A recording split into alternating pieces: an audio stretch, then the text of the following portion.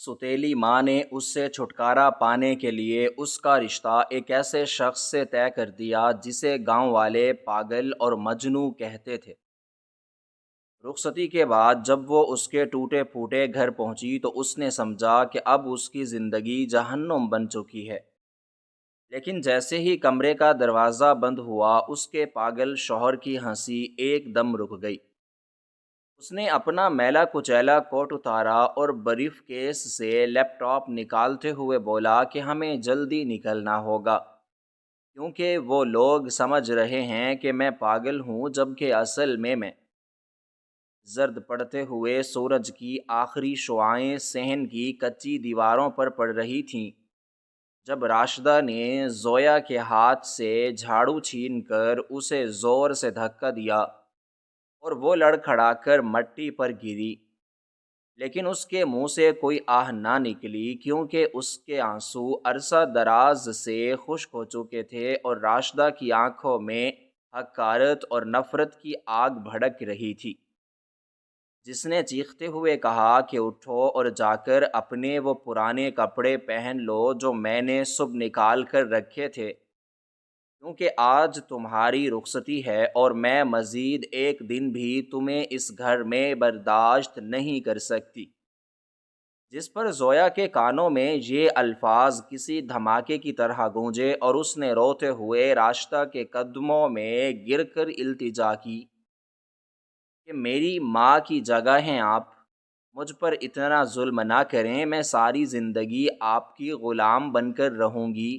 دن رات کام کروں گی، مجھے روٹی مت دیجیے گا، لیکن خدا را میرا رشتہ اس پاگل اور مجنوں سے مت کریں۔ جس پر راشدہ نے بے دردی سے اپنا پاؤں پیچھے کھینچا اور طنزیہ لہجے میں بولی کہ تیرا باپ رحمت اللہ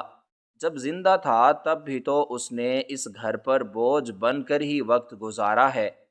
اب وہ مٹی میں مل چکا ہے تو میں تیرا بوجھ کیوں اٹھاؤں؟ پورے گاؤں میں کوئی اور تجھ جیسی یتیم اور بے آسرا لڑکی سے شادی کرنے کو تیار نہیں تھا۔ شکر کر کہ میں اس مخبوط الحواس انسان نے کم از کم تجھے اپنے گھر کی دہلیز تک لے جانے کی حامی تو بھر لی ہے۔ اور زویا کی سوتیلی بہن ثریا بھی پاس کھڑی یہ سب تماشا دیکھ رہی تھی، جس کے چہرے پر ایک ظالمانہ مسکراہٹ تھی، اور اس نے آگے بڑھ کر زویا کا بازو پکڑا اور اسے گھسیٹتے ہوئے کمرے کی طرف لے گئی اور بولی کہ چل جا کر دلہن بن۔ ویسے بھی اس پاگل کو کیا معلوم کہ دلہن کیسی ہوتی ہے، بس دو سرخ کپڑے پہن لے تاکہ گم والوں کو لگے کہ ہم نے اپنا فرض پورا کر دیا ہے۔ جس کے بعد زویا کا دل خون کے آنسو رو رہا تھا اور اسے اپنے بابل کے گھر یاد آ رہا تھا جب اس کا باپ زندہ تھا اور وہ اس گھر کی شہزادی تھی، لیکن آج اسی گھر کے صحن میں اسے ایک بکری کی طرح اس کسائی کے حوالے کیا جا رہا تھا جس کا اپنا کوئی ہوش و حواس نہیں تھا۔ کمرے کے اندر اندھیرا تھا اور زویا کے آنسو رکنے کا نام نہیں لے رہے تھے۔ اس نے کانپتے ہاتھوں سے وہ پرانا اور بوسیدہ سرخ جوڑا پہنا جو راشدہ نے صندوق سے نکال کر دیا تھا، اور باہر ڈھول کی آوازیں آنا شروع ہو گئی تھیں کیونکہ گاؤں کی عورتیں صحن میں جمع ہو رہی تھیں، لیکن ان کے چہروں پر خوشی کی بجائے ترس اور طنز کے ملے جلے تاثرات تھے۔ اور ماسی سکینہ نے زویا کو اس حالت میں دیکھا تو ایک لمبی آہ بھری اور اپنے پاس کھڑی عورت سے سرگوشی کرتے ہوئے بولی کہ کتنا ظلم کر رہی ہے راشدہ اس پھول جیسی بچی کو اس درندے کے حوالے کر رہی ہے جو سارا دن گلیوں میں خاک اڑاتا ہے اور جسے اپنے کپڑوں تک کا ہوش نہیں رہتا۔ جس پر دوسری عورت نے جواب دیا کہ ارے چھوڑو سکینہ، ہمیں کیا لینا دینا، راشدہ کا گھر ہے، اس کی مرضی، ویسے بھی سنا ہے کہ وہ شخص غصے میں آ کر لوگوں پر پتھر بھی برساتا ہے، خدا جانے اس معصوم جان کا وہاں کیا حال ہوگا۔ اور زویا نے یہ سب باتیں سنی تو اس کی روح تک کانپ گئی۔ وہ دروازے کی اوٹ سے باہر جھانکنے لگی صحن کے درمیان وہ شخص کھڑا تھا جس کے ساتھ اس کی زندگی کی ڈور باندھی جا رہی تھی۔ اس کے بال بکھرے ہوئے تھے، اس نے ایک پرانا سوٹ اور کوٹ پہن رکھا تھا۔ وہ بے مقصد آسمان کی طرف دیکھ کر زور زور سے ہنس رہا تھا اور پھر اچانک زمین پر بیٹھ کر مٹی سے کھیلنے لگتا، اور زویا کو لگا جیسے اس کا سانس رک جائے گا۔ وہ بے ساختہ پیچھے ہٹی اور دیوار کے ساتھ لگ کر پھوٹ پھوٹ کر رونے لگی۔ تھوڑی دیر بعد راشدہ کمرے میں داخل ہوئی اور اس نے زویا کا بازو سختی سے پکڑا اور کہا کہ چل باہر، تیرا دلہا آ گیا ہے، اب اس منحوس چہرے کو چھپا کر رکھ اور چپ چاپ اس کے ساتھ چلی جا۔ جس کے بعد زویا کو زبردستی صحن میں لایا گیا۔ گاؤں کے مولوی صاحب نے مختصر سا نکاح پڑھایا اور زویا کے منہ سے قبول ہے کہ الفاظ ایسے نکلے جیسے کوئی اپنی موت کے پروانے پر دستخط کر رہا ہو۔ رخصتی کے وقت کوئی رونے والا نہیں تھا، زویا اکیلی تھی جس کے آنسو اس کے چہرے کو بھگو رہے تھے۔ راشدہ نے اسے دھکے دے کر دروازے سے باہر نکالا اور جلدی سے لکڑی کا بھاری دروازہ بند کر دیا، اور زویا اب گلی میں کھڑی تھی۔ اس کے سامنے وہ مخبوط الحواس شخص تھا جو اب اس کا شوہر تھا۔ اس نے زویا کی طرف ایک عجیب سی نظر سے دیکھا اور پھر اچانک ایک زوردار اور پاگلوں والی ہنسی ہنستے ہوئے آگے کی طرف چلنے لگا، اور زویا کے پاس اس کے پیچھے چلنے کے سوا کوئی راستہ نہیں تھا۔ شام کا اندھیرا گہرا ہو رہا تھا۔ گاؤں کی کچی اور ناہموار گلیاں سنسان ہو چکی تھیں۔ وہ شخص عجیب و غریب حرکتیں کرتا ہوا آگے آگے جا رہا تھا۔ کبھی وہ کسی دیوار کو ہاتھ لگاتا، کبھی زمین سے پتھر اٹھا کر دور پھینک دیتا، اور کبھی خود کلامی کرتے ہوئے زور زور سے بولنے لگتا، اور زویا اپنے سرخ دوپٹے میں منہ چھپائے ڈرتے ڈرتے اس کے قدموں کے نشانات پر چل رہی تھی۔ ہر قدم کے ساتھ اس کا دل بیٹھتا جا رہا تھا۔ اسے محسوس ہو رہا تھا جیسے وہ کسی گہری اور اندھی کھائی کی طرف جا رہی ہے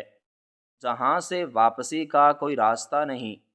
رات کی تاریکی اور سرد ہواؤں نے ماحول کو مزید خوفناک بنا دیا تھا۔ گلی کے آوارہ کتے بھونک رہے تھے اور گاؤں والے اپنے دروازے بند کر رہے تھے۔ زویا کے قدم کانپ رہے تھے اور اس کے پاؤں میں چبھنے والے پتھر اسے اس حقیقت کا احساس دلا رہے تھے کہ اب کوئی اس کا محافظ نہیں۔ آخر کار وہ شخص گاؤں کے آخری کنارے پر واقع ایک کھنڈر نما مکان کے سامنے جا کر رک گیا۔ یہ مکان گاؤں کے باقی گھروں سے بالکل الگ تھلگ تھا۔ اس کی دیواریں جگہ جگہ سے ٹوٹی ہوئی تھیں۔ لکڑی کا پرانا دروازہ دیمک کا شکار تھا اور اس کا ایک حصہ قبضے سے ٹوٹ کر نیچے لٹک رہا تھا۔ اس شخص نے دروازے کو زور سے لات ماری اور وہ چرچراتی ہوئی آواز کے ساتھ کھل گیا۔ اندھیرا گپ تھا، نہ کوئی روشنی، نہ کسی انسان کا نام و نشان۔ صحن میں سوکھے پتے اور کوڑا کرکٹ بکھرا ہوا تھا۔ ایک طرف مٹی کا چولہا تھا جو شاید برسوں سے نہیں جلا تھا۔ زویا نے ڈرتے ہوئے اندر قدم رکھا۔ اس شخص نے زویا کی طرف مڑ کر دیکھا۔ اس کی آنکھوں میں ایک عجیب سی وحشت تھی جسے دیکھ کر زویا پیچھے ہٹنے لگی۔ وہ شخص دوبارہ ہنسا اور تیزی سے صحن پار کرتے ہوئے ایک بوسیدہ کمرے کی طرف بڑھا۔ زویا بھی مجبوراً اس کے پیچھے چل پڑی۔ کمرے کے اندر سیلن اور پرانی مٹی کی شدید بو پھیلی ہوئی تھی۔ چھت کے کونوں میں مکڑیوں کے بڑے بڑے جالے لٹک رہے تھے اور فرش پر دھول کی موٹی تہ جمی ہوئی تھی۔ زویا دیوار کے سہارے وہیں فرش پر گر پڑی۔ اس کے جسم میں مزید کھڑے رہنے کی طاقت نہیں تھی۔ وہ شخص کمرے کے بیچوں بیچ کھڑا تھا اور مسلسل ہنس رہا تھا۔ زویا نے اپنے گھٹنوں میں سر دے لیا اور اس کے اندر سے ایک دردناک چیخ نکلی جو شاید صرف اس کی اپنی روح نے سنی۔ اس بوسیدہ اور تاریک کمرے میں تنہا فرش پر بیٹھے ہوئے زویا کے ذہن میں اپنے بیتے ہوئے کل کی یادیں اور آنے والے کل کے خوفناک اندیشے ایک طوفان برپا کر رہے تھے۔ اس نے سوچا کہ اس کی سوتیلی ماں نے کس بے دردی سے اسے ایک ایسے انسان کے حوالے کر دیا جسے اپنا شعور تک نہیں، اور اب اس کی بقیہ زندگی اسی بدبودار اور تاریک کمرے میں ایک جانور کی طرح گزرے گی، جہاں نہ کوئی امید کی کرن ہے، نہ کوئی سہارا، نہ کوئی نجات کا راستہ۔ اور اس لمحے زویا کو مکمل طور پر یہ یقین ہو گیا کہ اب اس کی زندگی جہنم بن چکی ہے اور اس کا کوئی مستقبل نہیں رہا۔ کمرے کی بوسیدہ اور تاریک فضا میں زویا کی سسکیوں کی آواز گونج رہی تھی، اور وہ فرش پر دھول مٹی میں لت پت بیٹھی اپنے مقدر کو رو رہی تھی کہ اچانک اس شخص نے جو اب تک دیوانوں کی طرح ہنس رہا تھا، اپنے قدم دروازے کی طرف بڑھائے اور زویا کے دل کی دھڑکن خوف سے تیز ہو گئی۔ اس نے سوچا کہ اب یہ مخبوط الحواس انسان اس پر حملہ کر دے گا یا کوئی اور وحشت ناک حرکت کرے گا۔ زویا نے اپنے گھٹنوں کو سینے سے لگا لیا اور کانپتی ہوئی آواز میں بولی کہ خدا کے لیے مجھے کچھ مت کہنا، میں تمہیں کوئی نقصان نہیں پہنچاؤں گی، مجھے بس ایک کونے میں پڑی رہنے دو، میں تمہارے کسی کام میں داخل نہیں ہوں گی۔ لیکن اس شخص نے زویا کی ان منتوں اور التجاؤں کا کوئی جواب نہیں دیا، بلکہ وہ سیدھا اس بھاری اور خستہ حال لکڑی کے دروازے تک گیا اور اس نے اپنے دونوں ہاتھوں سے اس دروازے کو پوری طاقت سے بند کر دیا۔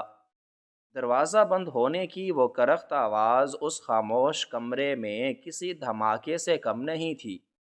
اور جیسے ہی دروازے کی پرانی چٹخنی اپنی جگہ پر بیٹھی، کمرے میں باہر کی تھوڑی بہت آتی ہوئی روشنی بھی کٹ گئی اور ایک عجیب سی تاریکی اور خاموشی چھا گئی۔ زویا کا سانس حلق میں اٹک کر رہ گیا۔ وہ شدت خوف سے آنکھیں بند کیے بیٹھی تھی کہ اب نہ جانے کیا ہونے والا ہے، لیکن پھر ایک ایسا لمحہ آیا جس نے زویا کی سوچ کے تمام دھاگے الجھا کر رکھ دیے۔ وہ وحشت ناک اور بے ہنگم ہنسی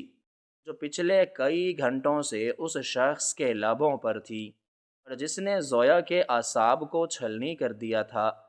وہ ہنسی یک لخت رک گئی، بالکل ایسے جیسے کسی نے چلتی ہوئی مشین کا بٹن بند کر دیا ہو۔ یہ خاموشی اتنی اچانک اور گہری تھی کہ زویا کو اپنے ہی دل کے دھڑکنے کی آواز سنائی دینے لگی۔ اس نے ڈرتے ڈرتے اپنی آنکھیں کھولیں اور اس دھندلے اندھیرے میں اس شخص کی طرف دیکھا، اور جو کچھ اس نے دیکھا وہ اس کی عقل کو معاف کرنے کے لیے کافی تھا۔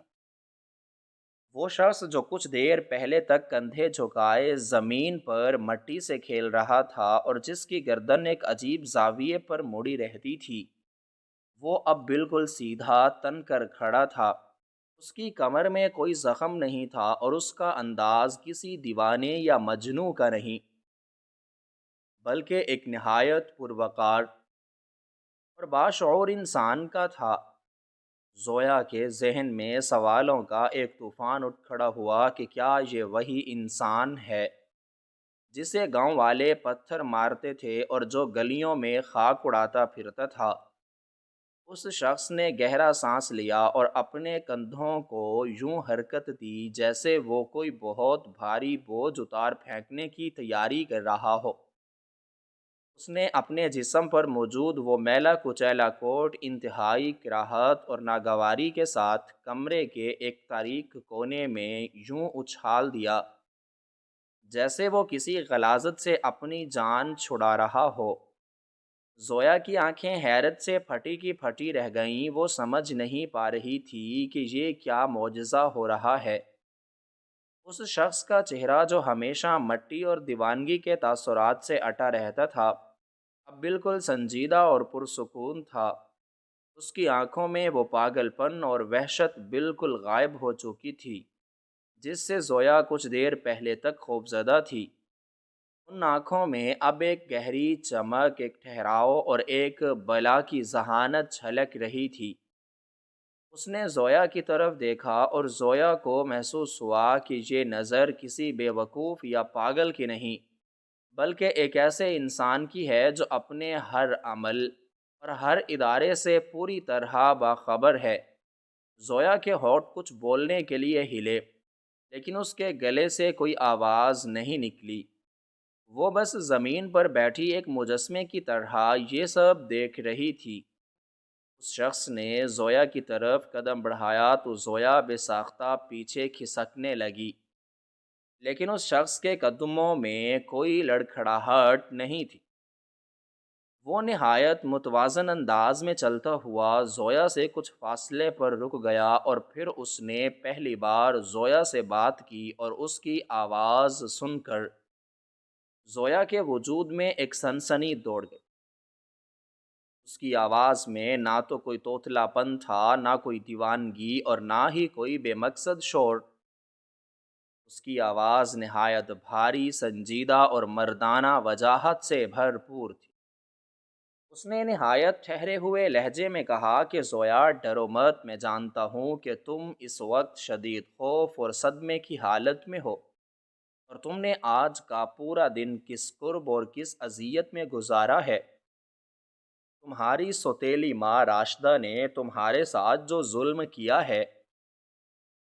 وہ میں جانتا ہوں، لیکن تم مجھ سے خوف زدہ نہ ہو، کیونکہ میں وہ نہیں ہوں جو پورا گاؤں سمجھتا ہے، اور نہ ہی میں کوئی مجنوں ہوں۔ زویا کے کانوں پر اسے یقین نہیں آ رہا تھا۔ وہ سوچ رہی تھی کہ کیا وہ کوئی خواب دیکھ رہی ہے، یا اس کی اپنی ذہنی حالت اس صدمے کی وجہ سے خراب ہو گئی ہے جو اسے یہ سب دکھائی اور سنائی دے رہا ہے۔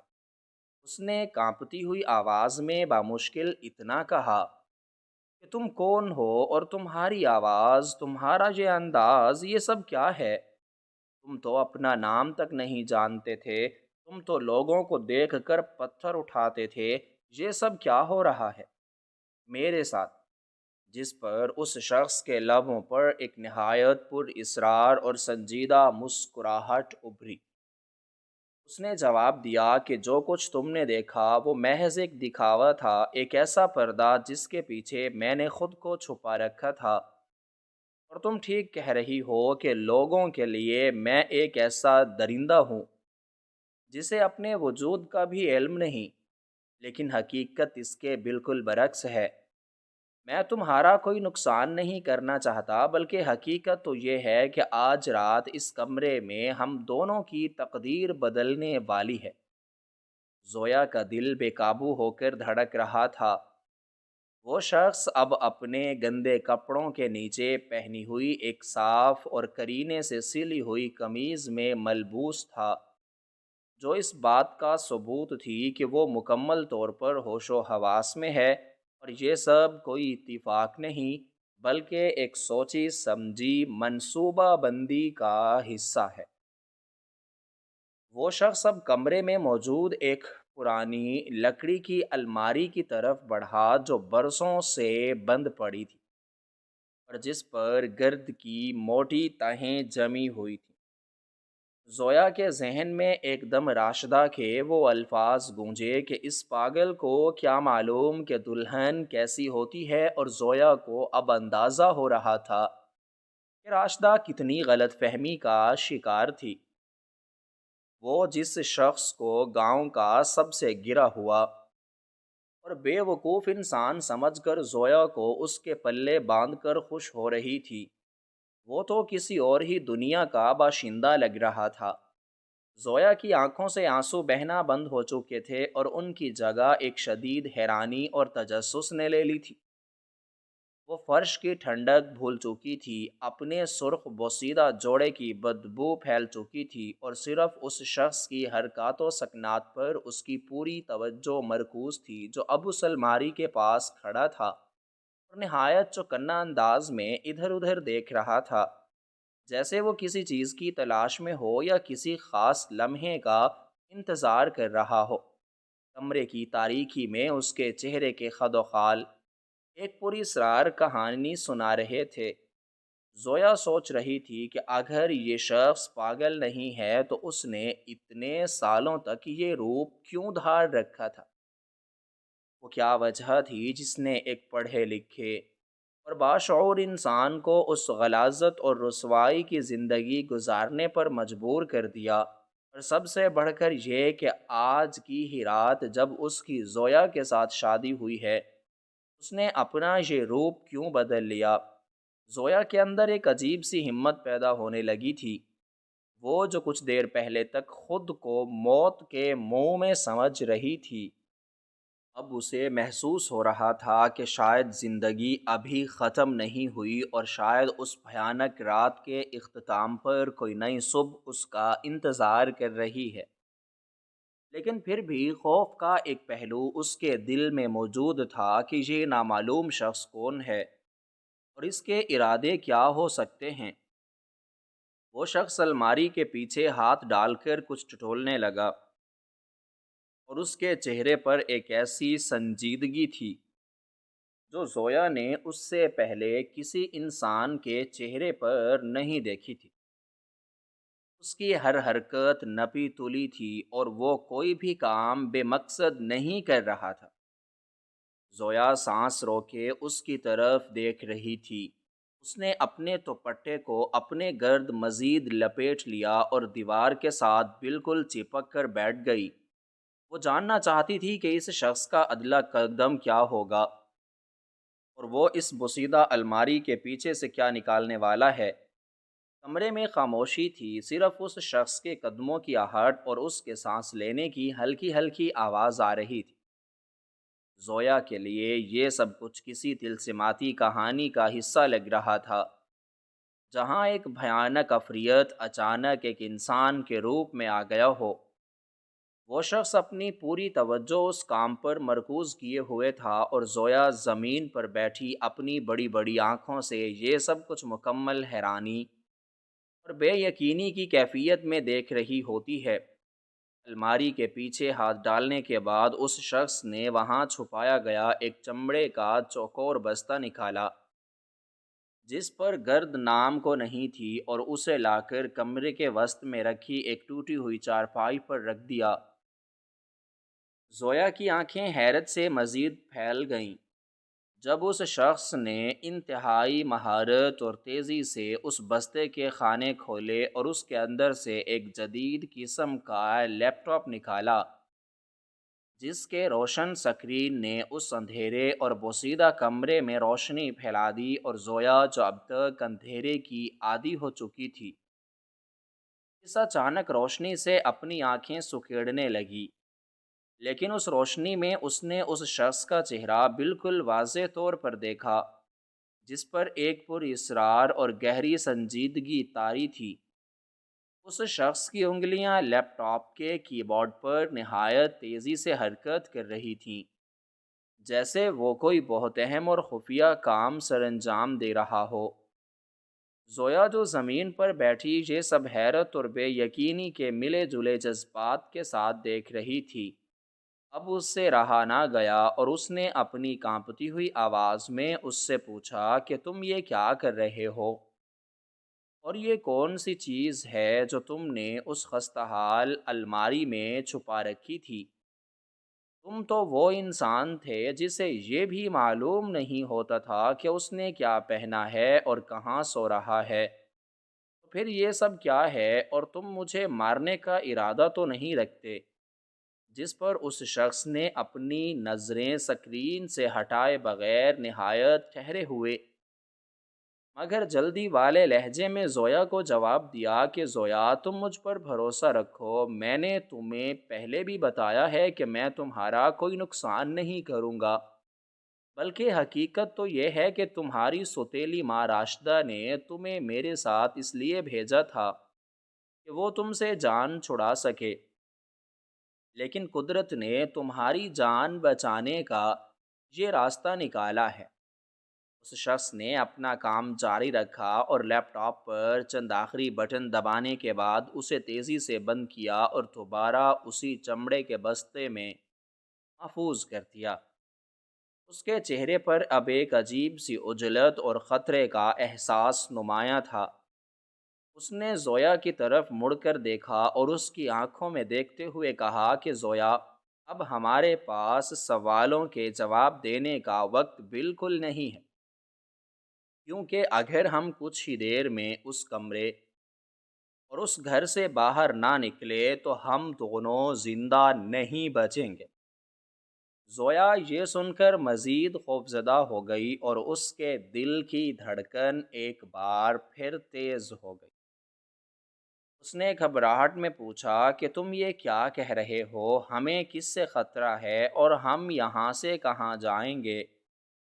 باہر تو رات کا اندھیرا ہے اور پورے گاؤں والے تو ہمیں اس حالت میں دیکھ کر ویسے ہی مار دیں گے۔ تم مجھے سیدھی طرح بتاؤ کہ تم نے یہ روپ کیوں بدلا ہے اور تم مجھے کس مصیبت میں پھنسانے والے ہو؟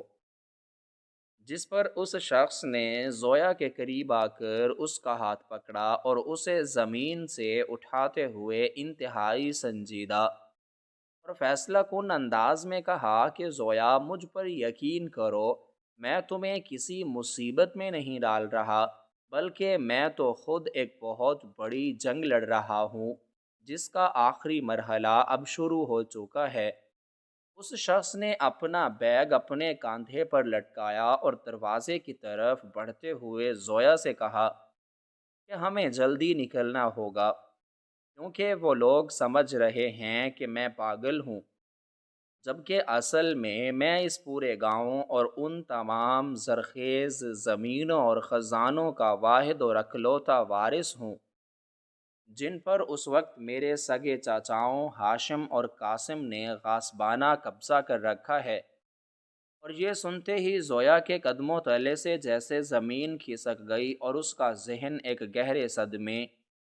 اور شدید حیرت کے سمندر میں غوطے کھانے لگا، کیونکہ اسے اپنے کانوں پر ہرگز یقین نہیں آ رہا تھا کہ وہ خستہ حال اور بدبودار لباس میں ملبوس بظاہر مجنوں شخص جسے سارا گاؤں پتھر مارتا تھا، اتنی بڑی اور وسیع و عریض جائیداد کا مالک کیسے ہو سکتا ہے؟ اس شخص نے زویا کی حیران اور پھٹی ہوئی آنکھوں میں نہایت گہرائی سے دیکھتے ہوئے اپنی بات کو اسی روانی اور سنجیدگی کے ساتھ جاری رکھا اور اسے بتانے لگا کہ میرے والد اس پورے علاقے کے سب سے بڑے اور رحم دل ذمہ دار تھے، جن کی سخاوت کے قصے دور دور تک مشہور تھے، اور ان کی اچانک وفات کے بعد قانون اور وراثت کے مطابق یہ ساری جائیداد، محلات اور مال و دولت میرے نام منتقل ہونا تھے۔ لیکن میرے سگے چچاؤں ہاشم اور قاسم کے دلوں میں لالچ اور حرص کا ایسا زہریلا بیج بویا گیا کہ انہوں نے مجھے میرے جائز حق سے محروم کرنے اور راستے سے ہٹانے کے لیے ایک نہایت ہی بھیانک اور لرزہ خیز سازش تیار کی۔ وہ جانتے تھے کہ اگر انہوں نے مجھے سیدھا گولی مار کر یا کسی اور ظاہری طریقے سے قتل کیا تو پورے گاؤں میں بغاوت پھیل جائے گی اور قانون کے لمبے ہاتھ ان کے گریبانوں تک پہنچ جائیں گے۔ اس لیے انہوں نے مجھے موت کے گھاٹ اتارنے کی بجائے میرے باورچی رحیم کو بھاری رشوت دے کر خریدا اور اس کے ذریعے میرے روزمرہ کے کھانے میں ایک ایسا خطرناک اور میٹھا زہر ملانا شروع کر دیا جو آہستہ آہستہ انسان کے دماغ کے اعصاب کو مکمل طور پر کھوکھلا کر دیتا ہے اور اس کے سوچنے سمجھنے، یاد رکھنے اور بولنے کی تمام قدرتی صلاحیتیں ہمیشہ کے لیے ختم ہو جاتی ہیں۔ اس شخص نے ایک لمبی اور دردناک آہ بھرتے ہوئے زویا کو بتایا کہ اس زہر کے مسلسل استعمال کے اثر سے میری حالت واقعی پاگلوں اور دیوانوں جیسی ہو گئی تھی۔ میرے ہاتھ پاؤں کانپنے لگے تھے، میری یادداشت جواب دے گئی تھی، اور میں اپنا ہر قسم کا ہوش و حواس کھو بیٹھا تھا، جس کے بعد ان ظالم چچاؤں نے پورے گاؤں میں ڈھنڈورا پیٹ کر یہ مشہور کر دیا کہ میں اپنے والد کی موت کے غم میں اپنا ذہنی توازن کھو چکا ہوں اور مجھ پر دیوانگی اور جنون کا مکمل غلبہ ہو گیا ہے۔ اسی دوران انہوں نے میری اس بے بسی اور لاچاری کی حالت کا بھرپور فائدہ اٹھایا اور تمام قیمتی زمینوں، جائیدادوں اور خزانوں کے سرکاری کاغذات پر دھوکے سے میرے انگوٹھے کے نشان ثبت کروا لیے اور مجھے اس کھنڈر نما اور ویران مکان میں تنہا سسک سسک کر مرنے کے لیے چھوڑ دیا تاکہ میرا نام و نشان تک مٹ جائے۔ لیکن خدا کی قدرت اور اس کی بے آواز لاٹھی کا کمال کچھ ایسا ہوا کہ ایک دن میں اپنی اسی دیوانگی کی حالت میں گاؤں سے بہت دور جنگل کی طرف نکل گیا اور کئی ہفتوں تک واپس نہ آ سکا۔ اس دوران میں نے ان کا وہ زہر ملا کھانا کھانے کی بجائے جنگل کے جنگلی پھل کھائے اور چشموں کا صاف پانی پیا، جس کی وجہ سے مسلسل فاقوں اور قدرتی خوراک نے میرے جسم سے اس زہر کے اثر کو رفتہ رفتہ کم کرنا شروع کر دیا، اور ایک دن جب میرے دماغ پر چھائی ہوئی وہ گہری دھن مکمل طور پر چھپٹ گئی اور مجھے اپنی بربادی اور اپنے اپنوں کی غداری کی اس تلخ حقیقت کا پوری طرح ادراک ہوا، تو میرے سینے میں انتقام کی ایک شدید آگ بھڑک اٹھی۔ لیکن میں نے نہایت صبر اور ہوش مندی سے یہ فیصلہ کیا کہ میں اپنی حالت کے بالکل ٹھیک ہونے کا یہ عظیم راز کسی بھی صورت میں کسی کو نہیں بتاؤں گا، کیونکہ اگر ہاشم اور قاسم کو ذرا بھی یہ معلوم ہو جاتا کہ میں اپنے مکمل ہوش و حواس میں واپس آ چکا ہوں، وہ اپنے مسلح غنڈوں کے ذریعے مجھے دن دہاڑے گولی مار کر ہمیشہ کے لیے اس دنیا سے ختم کر دیتے۔ اس لیے میں نے اپنی بقا کی خاطر سالوں تک اس گاؤں کی خاک آلود گلیوں میں پاگلوں کی طرح خاک اڑائی، بھوکے پیٹ سویا، لوگوں کے مارے ہوئے پتھر کھائے اور ان کی گندی گالیاں سنی، تاکہ میرے چچاؤں کے دلوں میں میرے حوالے سے ذرا بھی شک پیدا نہ ہو سکے۔ لیکن دن کے اجالے میں اس پاگل پن کے لبادے کے پیچھے چھپ کر میں رات کی تاریکیوں میں شہر کی طرف نکل جاتا تھا، جہاں میں نے اپنے پرانے ہمدردوں کی مدد سے اپنے چچاؤں کی تمام غیر قانونی حرکات اور بدعنوانیوں کے خلاف ٹھوس ثبوت اکٹھے کرنا شروع کیے، اور پھر میں نے اپنی جمع پونجی سے یہ جدید لیپ ٹاپ خریدا، جس کے ذریعے میں نے انٹرنیٹ کی مدد سے ان کے ان تمام خفیہ کھاتوں اور تجوریوں کے نظام تک مکمل رسائی حاصل کر لی، جہاں انہوں نے میری چھینی ہوئی دولت غیر قانونی طور پر چھپا رکھی تھی۔ زویا نے جب یہ ساری خوفناک اور رونگٹے کھڑے کر دینے والی داستان سنی تو اس کا پورا وجود لرز اٹھا، اور اس نے اپنی کانپتی اور گھبرائی ہوئی آواز میں اس شخص سے پوچھا کہ اگر تم نے سب کچھ اپنے قابو میں کر لیا ہے تو پھر آج ہی رات جب ہم دونوں کا نکاح ہوا ہے ہم یہاں سے کیوں بھاگ رہے ہیں؟ جس پر اس شخص نے زویا کے قریب ہو کر نہایت دھیمی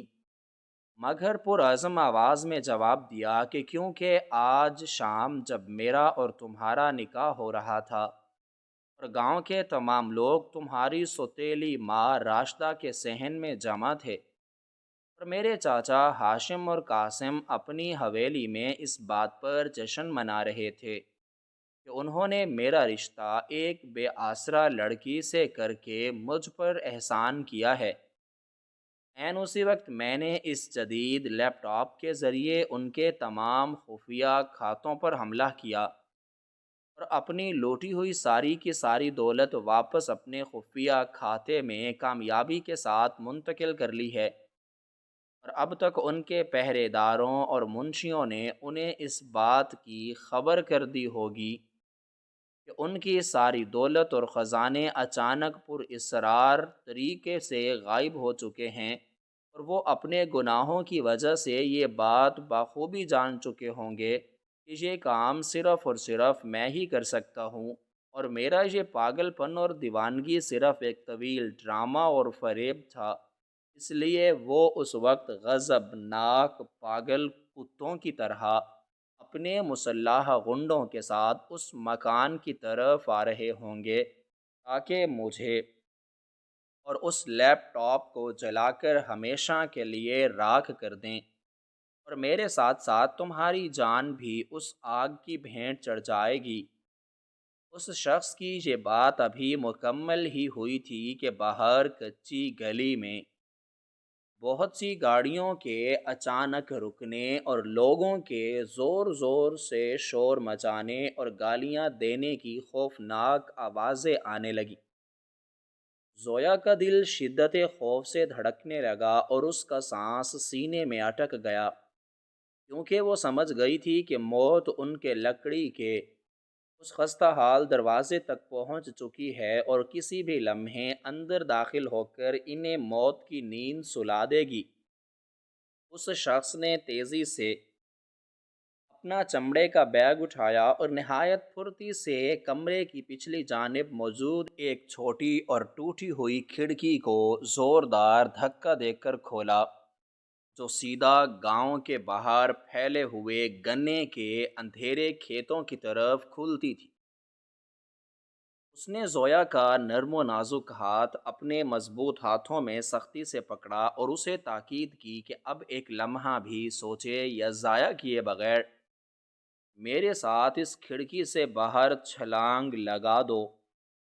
زویا نے اپنی جان بچانے کی شدید خواہش اور اس شخص پر ایک نامعلوم بھروسے کی خاطر اس کی بات پر منوعن عمل کیا، اور دونوں نے کھڑکی سے باہر کچی اور گیلی زمین پر چھلانگ لگا دی۔ انہوں نے ابھی ان تاریک کھیتوں کی طرف بھاگنا شروع ہی کیا تھا کہ ان کے پیچھے اس مکان کا بھاری لکڑی کا دروازہ ایک زوردار دھماکے سے ٹوٹنے کی آواز آئی، اور ساتھ ہی خود کار ہتھیاروں سے چلنے والی اندھا دھند گولیوں کی کان پھاڑ دینے والی بوچھاڑ شروع ہو گئی۔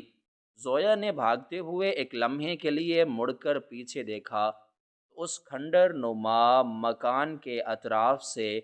آگ کے بلند و بالا شعلے آسمان سے باتیں کر رہے تھے، اور اس کے ظالم چچاؤں کے کارندے پورے گھر کو مٹی کے تیل سے جلا کر راکھ کر رہے تھے۔ زویا کے نازک قدم اس ناہموار زمین پر مسلسل لڑکھڑا رہے تھے، اور اس کا سانس پھول کر سینے سے باہر آنے کو بےتاب تھا۔ اس کا سرخ بوسیدہ عروسی جوڑا جگہ جگہ سے کانٹوں اور جھاڑیوں میں الجھ کر پڑ چکا تھا، اور اس کے پیروں سے خون رس رہا تھا، لیکن اس شخص نے ایک لمحے کے لیے بھی اس کا ہاتھ نہیں چھوڑا، اور وہ اسے ان اندھیرے کھیتوں، خاردار جھاڑیوں اور اونچی اونچی پگڈنڈیوں سے نہایت مہارت سے گزرتا ہوا مسلسل آگے اور آگے کی طرف بڑھتا رہا۔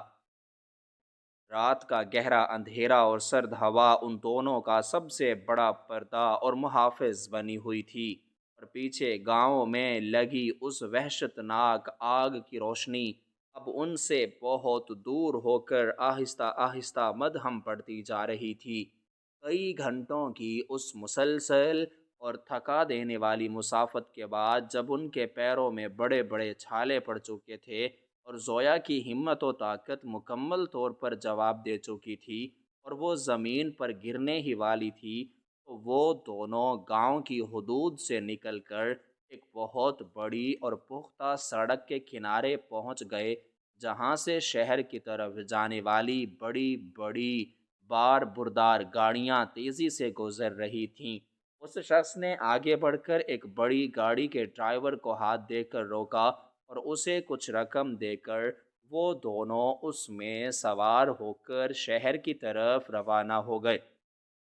صبح کی پہلی اور روشن کرن کے نمودار ہوتے ہی وہ شہر کی سب سے بڑی اور طاقتور سرکاری عمارت کے شاندار دروازے کے سامنے کھڑے تھے۔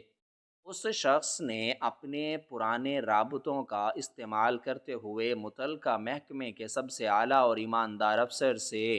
فوری ملاقات کی، اور وہ لیپ ٹاپ اور اپنے تمام طبی معائنے کی وہ مستند دستاویزات اس کے سامنے میز پر رکھ دیں، جن میں یہ بات واضح طور پر ثابت ہوتی تھی کہ اسے ایک طویل عرصے تک مسلسل ایک خاص قسم کا خطرناک زہر دیا جاتا رہا ہے، اور ان کاغذات کے ساتھ اس نے اپنے چچاؤں کے ان تمام جعلی دستخطوں اور انگوٹھوں کے نشانات کے وہ ثبوت بھی پیش کر دیے جو انہوں نے دھوکے اور فراڈ سے حاصل کیے تھے۔ وہ اعلیٰ افسر یہ تمام ناقابل تردید اور ہوش ربا ثبوت دیکھ کر حیرت کے سمندر میں ڈوب گیا، اور اس نے فوری طور پر حرکت میں آتے ہوئے اپنے محکمے کے سب سے خطرناک اور چاق و چوبند مسلح اہلکاروں کی ایک بہت بھاری نفری کو بگتر بند گاڑیوں کے ساتھ اس گاؤں کی طرف روانہ کر دیا۔ ادھر گاؤں میں صبح کا سورج نکلنے کے بعد ہاشم اور قاسم گاؤں کے بیچوں بیچ واقع چوپال میں بیٹھے اس بات پر مٹھائیاں بانٹ کر جشن منا رہے تھے کہ انہوں نے رات کو اس ویران مکان کو جلا کر اس شخص اور اس کی اس نئی نویلی دلہن کو راکھ کا ڈھیر بنا دیا ہے، اور اب ان کی چوری اور غاصبانہ قبضے کا کوئی بھی گواہ اس دنیا میں زندہ نہیں بچا۔ اور اسی ہجوم میں زویا کی ظالم سوتیلی ماں راشدہ بھی کھڑی تھی، جو اپنے دل میں بے حد خوش تھی کہ اس نے زویا جیسی منحوس لڑکی سے ہمیشہ کے لیے اپنی جان چھڑا لی ہے، لیکن ان ظالموں کی یہ تمام تر خوشی اور جشن اس وقت ایک شدید خوف، لرزے اور صدمے میں بدل گیا جب سرکاری محکمے کی بگتر بند گاڑیاں اپنے تیز اور خوفناک سائرن بجاتی ہوئی طوفان کی طرح گاؤں میں داخل ہوئیں، اور دیکھتے ہی دیکھتے اہلکاروں نے چاروں طرف سے پھیل کر پورے گاؤں کا مکمل گھیراؤ کر لیا۔ اہلکاروں نے بندوقوں کی نوک پر دونوں چچاؤں ہاشم اور قاسم اور ان کے تمام غنڈوں کو زمین پر منہ کے بل لٹا کر ان کے ہاتھوں میں بھاری ہتھکڑیاں پہنا دیں، اور عین اسی لمحے ایک نہایت پرتعیش اور چمکدار گاڑی ان بگتر بند گاڑیوں کے پیچھے سے آ کر چوپال کے عین درمیان میں رکی، اور جب اس گاڑی کا دروازہ کھلا اور وہ شخص زویا کے ساتھ اس گاڑی سے اتر کر اپنے آبائی گاؤں کی مٹی پر کھڑا ہوا تو پورے گاؤں والوں کی آنکھیں پھٹی کی پھٹی رہ گئیں، اور ان کے منہوں پر تالے پڑ گئے۔ وہ شخص اب کسی میلے کچیلے اور بدبودار کوٹ میں نہیں، بلکہ ایک نہایت قیمتی، شاندار اور باوقار لباس میں ملبوس تھا۔ اس کے چہرے پر ایک ایسا رعب اور جاہو جلال تھا کہ کوئی بھی آنکھ اٹھا کر اس کی طرف دیکھنے کی ہمت نہیں کر پا رہا تھا، اور اس کے ساتھ کھڑی زویا جو رات تک ایک بے بس اور لاچار لڑکی تھی، اب کسی عظیم سلطنت کی ملکہ لگ رہی تھی۔ راشدہ جو صحن کے ایک کونے میں کھڑی یہ سب ناقابل یقین منظر دیکھ رہی تھی، اس کے پیروں تلے سے جیسے ساری زمین نکل گئی، اور اس کا دل دھک سے رہ گیا۔ اس کا چہرہ شدید خوف اور شرمندگی کی وجہ سے سیاہ پڑ گیا۔ اسے اپنے حواسوں پر بالکل یقین نہیں آ رہا تھا کہ جس مجنوں، پاگل اور درندے کے ساتھ اس نے اپنی معصوم ستیلی بیٹی کو جان بوجھ کر موت کے منہ میں دھکیلا تھا، وہ اس پورے علاقے کا سب سے بڑا نواب اور تمام جائیدادوں کا اکلوتا مالک نکلے گا۔ وہ شخص نہایت پروقار انداز میں چلتا ہوا راشدہ کے بالکل سامنے آ کر رکا، اور اس کی آنکھوں میں ایک ایسی حقارت اور شدید غصہ تھا جس نے راشدہ کی روح کو جلا کر راکھ کر دیا۔ اس نے نہایت گرجدار اور فیصلہ کن آواز میں کہا کہ راشدہ، تم نے اس معصوم اور بے کس لڑکی پر جو انسانیت سوز ظلم کیے ہیں اور اسے صرف اپنی جان چھڑانے کے لیے موت کی اندھی وادی میں دھکیلنے کی جو ناپاک سازش کی ہے، اس کی سزا اب تمہیں قانون بھی دے گا اور قدرت کی لاٹھی بھی تمہیں کبھی معاف نہیں کرے گی۔ جس کے بعد اہلکاروں نے آگے بڑھ کر راشدہ کو بھی حراست میں لے لیا اور اسے روتے پیٹتے اور گڑ گڑاتے ہوئے مجرموں کی گاڑی میں دھکیل دیا۔ گاؤں کے وہ تمام لوگ جو کل تک اس شخص کی بے بسی کا مذاق اڑاتے تھے اور اس پر پتھر برسایا کرتے تھے، آج شدید شرمندگی اور خوف سے اپنے سر جھکائے مجرموں کی طرح کھڑے تھے۔ اس شخص نے اپنے حکم سے اپنے آبائی محل کا وہ عالی شان دروازہ کھلوایا جس پر سالوں سے اس کے ظالم چچاؤں کا غاصبانہ قبضہ تھا، اور اس نے زویا کا ہاتھ نہایت نرمی اور محبت سے پکڑ کر اسے پوری عزت اور وقار کے ساتھ اس محل کی دہلیز کے اندر قدم رکھوایا۔ زویا جو ایک رات پہلے تک خود کو دنیا کی سب سے بدقسمت، لاوارث اور مظلوم لڑکی سمجھ رہی تھی، اور جس نے موت کی تاریکیوں کو اپنے اتنے قریب سے دیکھا تھا، آج وہ اسی علاقے کی سب سے بڑی اور طاقتور حویلی کی بلا شرکت غیر مالکن بن چکی تھی۔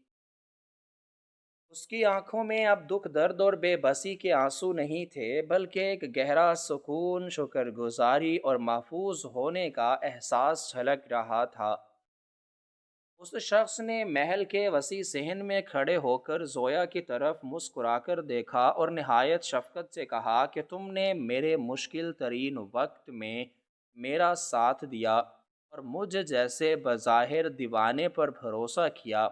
اب یہ میری زندگی کا سب سے بڑا مقصد اور ذمہ داری ہے کہ میں تمہاری زندگی کے ہر دکھ کو خوشی میں بدل دوں گا۔ اور یوں ان دونوں نے اس محل کی پرتعیش دیواروں کے سائے میں ایک نئی پرسکون اور نہایت باعزت زندگی کا باقاعدہ آغاز کیا، جہاں تمام ظالموں اور سازشیوں کو ان کے کیے کی ایک ایسی عبرتناک سزا مل گئی جس نے پورے علاقے کے لیے انصاف کی ایک ایسی عظیم الشان مثال قائم کر دی جسے لوگ اپنی آنے والی نسلوں تک برسوں تک کبھی فراموش نہ کر سکے۔ وقت گزرنے کے ساتھ ساتھ اس حویلی کی رونقیں دوبارہ بحال ہونا شروع ہو گئیں، اور زویا نے اپنی محنت اور محبت سے اس ویران محل کو ایک حقیقی گھر میں تبدیل کر دیا۔ اس شخص نے اپنی تمام زمینوں کا انتظام دوبارہ سنبھال لیا اور گاؤں کے غریب اور حاری لوگوں کے لیے اپنی تجوریاں کھول دیں جو برسوں سے ہاشم اور قاسم کے ظلم کا شکار تھے۔ دونوں طرف جیل کی اندھیری اور نم آلود کوٹڑیوں میں ہاشم اور قاسم اپنی بقیہ زندگی انتہائی ذلت اور رسوائی کے ساتھ سسک سسک کر گزارنے پر مجبور ہو گئے تھے، جہاں ان کا کوئی پرسان حال نہیں تھا، اور راستہ جس نے اپنی سوتیلی بیٹی پر ظلم کی انتہا کر دی تھی،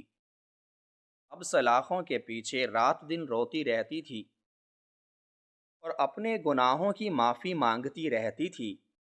لیکن اب وقت گزر چکا تھا اور قدرت کا فیصلہ اٹل تھا۔ زویا اکثر شام کے وقت حویلی کے بڑے اور کشادہ صحن میں بیٹھ کر ان تاریک راتوں کو یاد کرتی تھی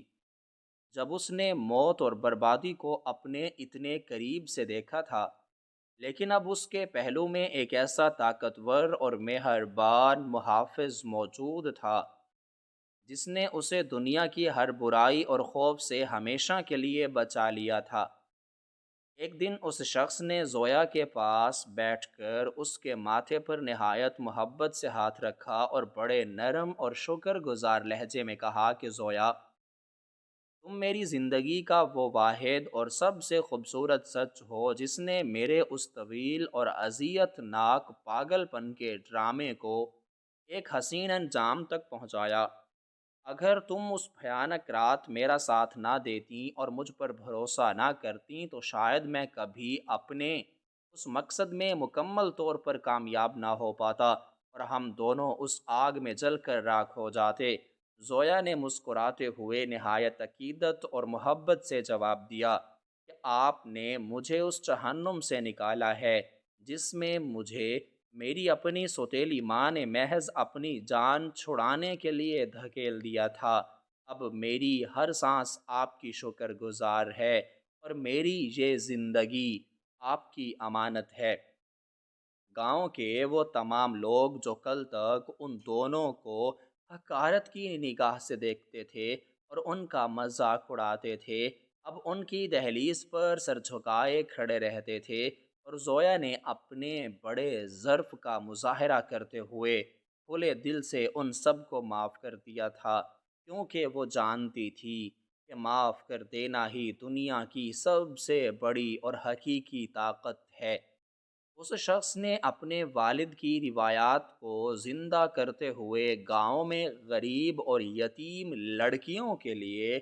ایک بہت بڑا مدرسہ اور ایک مفت شفا خانہ بھی فوری طور پر تعمیر کروایا، تاکہ کوئی اور زویا علم اور علاج جیسی بنیادی سہولتوں سے محروم نہ رہے اور کوئی ظالم راستہ کسی معصوم اور بے بس جان پر دوبارہ ظلم کرنے کی ہمت نہ کر سکے۔ حویلی کے بڑے اور چوبی دروازے اب ہر غریب اور ضرورت مند کے لیے دن رات 24 گھنٹے کھلے رہتے تھے، اور زویا خود ان تمام فلاحی معاملات کی کڑی نگرانی کرتی تھی۔ اس کی نرم دلی، شفقت اور سخاوت نے پورے علاقے کو امن اور خوشحالی کا ایک عظیم الشان گہوارہ بنا دیا تھا، اور وہ کھنڈر نما ویران مکان جہاں اس شخص نے مسلسل کئی سالوں تک پاگل بن کر اذیت اور تکالیف کاٹی تھیں، اب اس کے حکم سے اسے گرا کر وہاں ایک نہایت خوبصورت اور سرسبز باغ بنا دیا گیا تھا، تاکہ اس تلخ اور بھیانک ماضی کا کوئی دردناک نشان باقی نہ رہے، اور صرف رنگ برنگے پھولوں کی خوشبو اور امن کا پیغام ہی اس گاؤں کی نئی پہچان بنے۔ اور یوں ان دونوں نے ایک دوسرے کا مکمل سہارا بن کر اس گاؤں کی تاریخ کا سب سے روشن اور سنہرا باب رقم کر دیا، اور حق کی اس عظیم الشان فتح نے ہمیشہ کے لیے باطل، دھوکے اور ظلم کا نام و نشان اس مٹی سے مکمل طور پر مٹا دیا۔